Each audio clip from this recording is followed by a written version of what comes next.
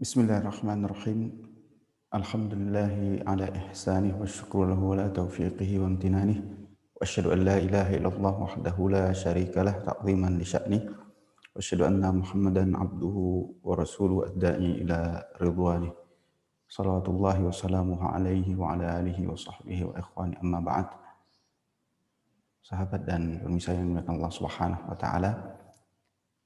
Pada kesempatan ini sesi yang kedua, lanjutan dari fikih Ramadan kita yang kami sarikan dari buku kecil berjudul Panduan Puasa. Bagaimana menjadikan puasa sebagai perisai untuk mengendalikan hawa nafsu dan tipu daya syaitan. Pada kesempatan yang berbahagia ini, tema yang akan kita bahas adalah terkait dengan keutamaan puasa dan bulan Ramadan. Puasa suatu ibadah yang agung, bulan Ramadan juga adalah bulan yang agung. Oleh karena sebagian ulama menyebutkan bulan Ramadan memang sudah ada sebelum puasa diturunkan, ibadah puasa diwajibkan, dan termasuk Lailatul Qadar. Lailatul Qadar itu telah Allah tetapkan sebelum bulan Ramadan dijadikan bulan untuk melakukan ibadah puasa. Apa saja keutamaan puasa dan bulan Ramadan? Yang pertama, ibadah puasa Ramadan adalah perisai dari nafsu dan maksiat yang dapat menjerumuskan manusia ke dalam api neraka dan mengantarkan orang yang berpuasa ke surga Allah Subhanahu wa taala dengan pahala yang tidak terhingga. Rasulullah SAW pernah bersabda dalam hadis yang sahih, "As-siyamu jannatun fala yarfuth wa la yajhal. Wa in imru'un qatalahu aw syatamahu falyaqul inni sha'imun marratain walladhi nafsi biyadihi la khulufu fami sha'imi atyabu indallahi ta'ala min rihil misk yatruku ta'amahu wa syarabahu wa syahwatahu min ajli as-siyamu li wa ana ajzi bihi wal hasanatu bi asyri amsalihha." Puasa adalah perisai, kata Nabi SAW. Maka orang yang melaksanakannya jangan berbuat rafath. Rafath, bercumbu suami istri, berhubungan suami istri, dilarang, termasuk hal yang membatalkan puasa. Dan jangan pula bertindak seperti orang jahil. Dalam catatan kakinya, bisa sahabat perhatikan, saya mendefinisikan berdasarkan apa yang disebutkan ulama. Tindakan orang jahil misalnya banyak berteriak-teriak, mengangkat suara, kemudian berbantah-bantahan. Ini tindakan jahil, wala yajhal di sini maksudnya. Apabila ada orang yang mengajaknya bertengkar atau menghinanya, syaqamahu, dia menghina orang yang berpuasa atau orang puasa dihina, kemudian diajak bertengkar, maka petunjuk dari Nabi SAW, maka katakanlah aku sedang berpuasa. Dan dia memulainya 2 kali. Jika ketiga kalinya tetap diganggu, apa yang harus dia lakukan? Sebagian ulama menyebutkan, antara Ibnu Hajar rahimahullah ta'ala, ya boleh dicubit orang yang mengganggu tersebut. Demi zat yang jiwaku berada di tangannya, kata Nabi SAW, sungguh bau mulut orang yang sedang berpuasa lebih harum di sisi Allah Ta'ala dari harumnya minyak kasturi, ya, atau misk. Karena dia meninggalkan makanan, minuman, dan nafsu syahwatnya untuk Allah Subhanahu wa taala, untuk aku, kata Allah Subhanahu wa taala, ibadah puasa milikku, kata Allah Subhanahu wa taala, dan aku sendiri yang akan membalasnya. Satu kebaikan akan dibalas 10 kali. Hadis sahih riwayat Imam Bukhari, nomor hadis 1890.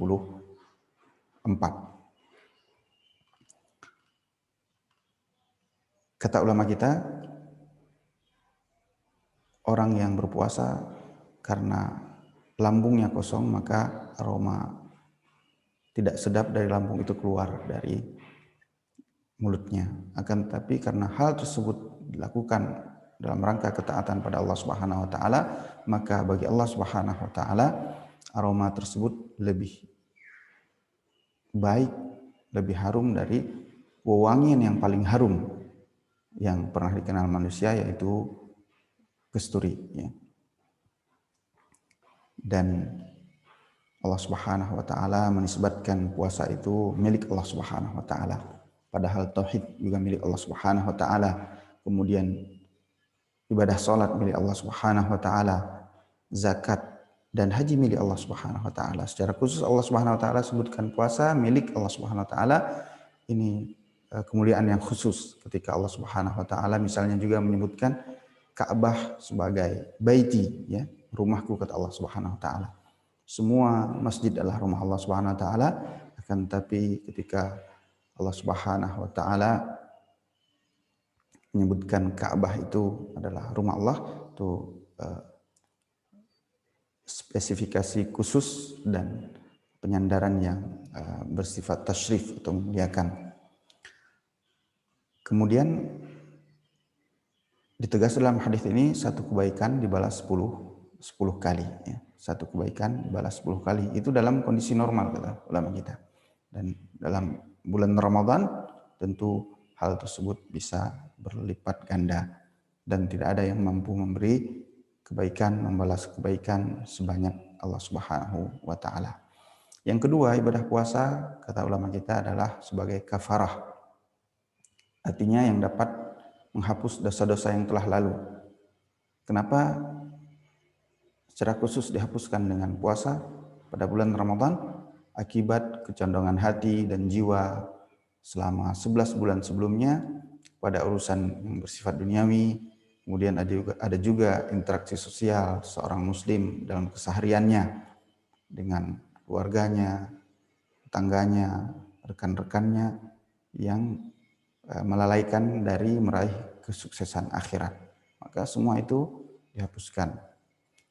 Hal ini yang terlintas di benak sahabat yang mulia Hudzaifah bin Yaman ketika Umar bin Khattab radhiyallahu taala anhu melontarkan pertanyaan kepada beliau, siapa yang masih hafal hadis Nabi SAW tentang masalah fitnah. Fitnah dalam hal ini artinya cobaan, ya, ujian. Maka Hudzaifah langsung menjawab, saya mendengarnya. Beliau SAW bersabda, fitnatur rajuli fi ahlihi wa malihi wa jarihi tukaffiruha as-salatu was-siyamu was-sadaqah. Yaitu suatu fitnah seseorang dalam keluarganya, istrinya, harta, anak dan tetangganya. Namun fitnah itu akan terhapus dosa-dosanya oleh salat, puasa dan sedekah. Dan sekali lagi di sini secara khusus juga ada penyebutan puasa, ya. Fitnah maksudnya di sini bahwa keluarga, istri, ya, anak, ya, itu terkadang melalaikan seorang dari ketaatan pada Allah Subhanahu wa taala. Apakah dia kemudian seorang laki-laki, suami, seorang ayah memperturutkan hal yang sebenarnya dilarang dalam syariat Allah Subhanahu wa taala, kemudian dia jatuh pada kesalahan, kemudian hal tersebut bisa dihapuskan dosanya dengan berpuasa. Harta demikian juga, dia sepanjang tahun selama 11 bulan bersusah payah mencari harta, kemudian membelanjakannya, menjaganya. Maka dalam proses mencari, membelanjakan dan menjaga ini ada saja cobaan, fitnah yang menyebabkan seorang terjatuh dalam dosa dan kesalahan, sehingga kemudian dapat dihapuskan dosa tersebut dengan ibadah puasa. Tetangga demikian juga, interaksi dengan tetangga yang seharusnya ada hak yang didapatkan oleh tetangga atau ada kesabaran yang harus diberikan terhadap perilaku tetangga dan itu tidak bisa dilakukan oleh seorang, maka itu dihapuskan dosa-dosanya dengan ibadah puasa. Dalam teks e-booknya bisa sahabat lihat ada definisi fitnah dalam bahasa Arab. Kita tidak bahas itu, silahkan nanti teman-teman lihat sendiri. Kemudian yang ketiga, keutamaan puasa itu adalah seorang mendapatkan surga Ar-Rayyan atau pintu surga Ar-Rayyan, ya, khusus bagi orang yang berpuasa. Nabi SAW bersabda, dalam surga ada satu pintu yang disebut dengan Ar-Rayyan, Babur Rayyan. Pada hari kiamat tidak akan ada orang yang masuk dalam surga melewati pintu itu kecuali para as-saimun, kata Nabi SAW. As-saimun, orang-orang yang berpuasa. Tentu orang yang berpuasa pada bulan Ramadan mereka lah yang paling berhak. Tidak ada seorang pun yang masuk melalui pintu tersebut, kata beliau, selain mereka. Lalu dikatakan kepada mereka, aina as-saimun, mana para orang-orang yang berpuasa? Maka as-saimun berdiri menghadap, tidak ada seorang pun yang masuk melalui pintu tersebut selain mereka. Apabila mereka telah masuk dalamnya, semua, maka pintu itu ditutup dan tidak ada seorang pun selain mereka yang masuk melalui pintu tersebut. Hadis sahih riwayat Imam Bukhari, nomor hadis 1896. Tadi ada 3 keutamaan bulan berpuasa, kemudian kita masuk pada poin B, keutamaan bulan Ramadan. Yang pertama disebutkan di sini adalah pintu surga dibuka. Pada bulan Ramadan pintu surga dibuka. Idza jaa Ramadhanu futihat abwaabul jannah. Jika bulan Ramadan datang maka pintu-pintu surga akan dibuka. Dalam lafaz yang lain, idza dakhala syahrul Ramadan futihat abwaabus sama. Jika bulan Ramadan tiba, pintu-pintu langit dibuka oleh Allah Subhanahu wa taala. Wa ghuliqat abwaabu jahannam. Sedangkan pintu neraka jahanam ditutup rapat. Wa sulsilati syayatin, syaitan dibelenggu oleh Allah Subhanahu wa taala. Maknanya Ramadan adalah bulan yang penuh berkah, semangat untuk beribadah terasa tinggi. Ketika seorang muslim mengetahui bahwa pintu-pintu surga telah dibukakan untuknya, maka faktor eksternal godaan syaitan tidak ada dan tidak menjadi alasan, karena belenggu yang Allah Subhanahu wa taala tetapkan pada syaitan. Dan media pergerakan syaitan melalui aliran darah manusia juga tidak mendukung karena dia tadi berpuasa, ya.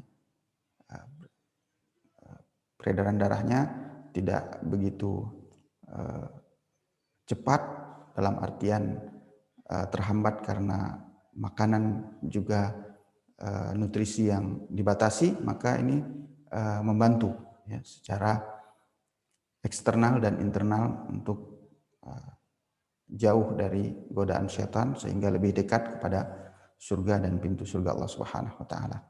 Yang kedua, bulan Ramadan adalah bulan pengampunan dosa. Beliau SAW meriwayatkan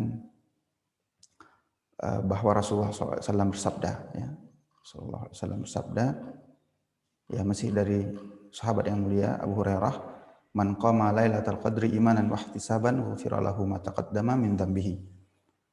Wa man shama ramadhana imanan wa ihtisaban ghufira lahu ma taqaddama min dhanbihi. Barang siapa menegakkan salat malam Lailatul Qadar karena keimanan dan mengharapkan pahala, maka akan diampuni dosa-dosanya yang telah lalu. Dan barang siapa berpuasa pada bulan Ramadan karena keimanan dan mengharapkan pahala dari Allah Subhanahu wa taala, akan diampuni dosa-dosa yang telah lalu dari orang tersebut. Kemudian yang ketiga, bulan Ramadan keutamaannya karena Allah Subhanahu wa taala menurunkan Al-Qur'an. Al-Qur'an adalah mukjizat yang abadi bagi Nabi sallallahu alaihi wasallam. Sehingga Al-Qur'an juga menjadi konstitusi dan panduan hidup bagi setiap muslim di setiap waktu dan tempat. Konsekuensinya adalah ketika Al-Qur'an diturunkan pada waktu tertentu, maka waktu tersebut, dan ini menunjukkan keutamaan waktu tersebut. Dan Al-Quran diturunkan malam Lailatul Qadar, malam kemuliaan yang lebih baik dari 1000 bulan. Inna anzalnahu fi Lailatul Qadar. Sungguh kami telah menurunkannya Al-Quran pada malam kemuliaan. Dan malam itu khairun min alfi syahr. dalam surat Al-Qadar. Yang keempat, pahala kebaikan menjadi berlipat ganda pada bulan suci Ramadan. Pahala amal saleh bertambah ketika dilakukan pada waktu yang mulia. Ibadah yang mulia tapi waktunya juga mulia, maka dia berlipat ganda. Atau dengan niat yang lebih ikhlas. Jadi kalau ikhlasnya 1/3 dengan 2/3 dengan yang satu sangat ikhlas, full ikhlasnya itu berbeda, ya. Atau hati yang khusyuk. Jadi ibadah itu bertambah pahalanya kalau dilakukan pada waktu yang mulia, kemudian tujuannya juga tulus, dan yang ketiga hatinya khusyuk pada Allah Subhanahu wa taala. Dalil lipat gandakan pahala pada bulan Ramadan, sabda Nabi SAW, fa inna umratan fi ramadhana taqdi hajjatan aw hajjatan ma'i. Sungguhnya umrah pada bulan Ramadan pahalanya seperti haji atau haji bersamaku, kata Nabi SAW. Umrah ibadah yang sunnah menurut sebagian ulama, ibadah wajib menurut sebagian ulama, tapi intinya tidak sampai derajatnya sebagai ibadah haji, seperti ibadah haji yang merupakan rukun Islam. Tapi ketika dilakukan pada bulan Ramadan, kata sebagian ulama, ini pahalanya menjadi seperti pahala ibadah haji, walaupun harus tetap melakukan ibadah haji bagi yang belum berhaji. Ini lipat ganda pahala. Maka semua ini adalah karunia dan nikmat dari Allah Subhanahu wa taala, kata Ibnu Hajar rahimahullah taala. Demikian teman-teman yang Allah Subhanahu wa taala, sesi kedua dari pembahasan kita terkait dengan fikih Ramadan, dan insya Allah pada pertemuan berikutnya kita akan lanjutkan dengan pembahasan terkait dengan hikmah dari puasa Ramadan yang disebutkan atau disampaikan oleh ulama-ulama kita. Mudah-mudahan kita benar-benar bersiap dan mampu melakukan ibadah puasa dengan maksimal, karena inilah kesempatan kita untuk, dan setiap muslim untuk bisa terus mengumpulkan bekal pahala di akhirat kelak. Sebagaimana di dunia butuh bekal, maka dalam kehidupan akhirat juga butuh bekal, dan bekalnya lebih banyak karena perjalanannya yang lebih panjang dan sangat panjang. Wassallallahu ala nabiyina Muhammad wa ala alihi wa sahbihi wa baraka wasallam, wa akhiru da'wana alhamdulillahi rabbil alamin. Assalamualaikum warahmatullahi wabarakatuh.